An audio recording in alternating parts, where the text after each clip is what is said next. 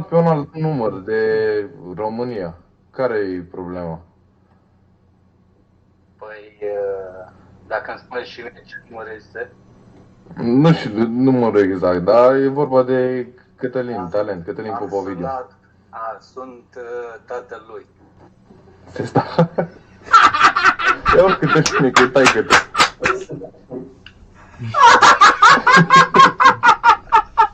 Știți ceva despre el? Da, știu ceva despre el. Mă cunosc el. Spune că e public numărul, spune că e public numărul. Tragi-mă din gură. Tată, te Auzi iubesc! că o zis Cătălin că-ți publică numărul. Păi eu vreau să vorbesc cu el, să vorbim niște chestii despre trecut. Ia auzi Cătălin că vreau să vorbească despre Nu mergem așa în pizdă, mă. Ce rezerfane, zic, ce zic la om? Că așteaptă taică să vorbești cu el. Spune că îmi bag pula în morții lui și să-mi sugă pula. Vă înjură, domnule, nu știu de ce. Cred că uitat că a ieșit din pula dumneavoastră. Păi puteți să spuneți să mă sune pe mine dacă poate. Băi, Cătăline, vrea taică tu să vorbești cu el, să răspund.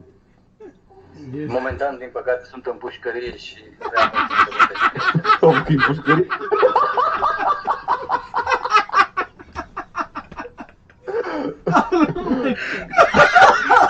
Cât timp aveți să vorbiți?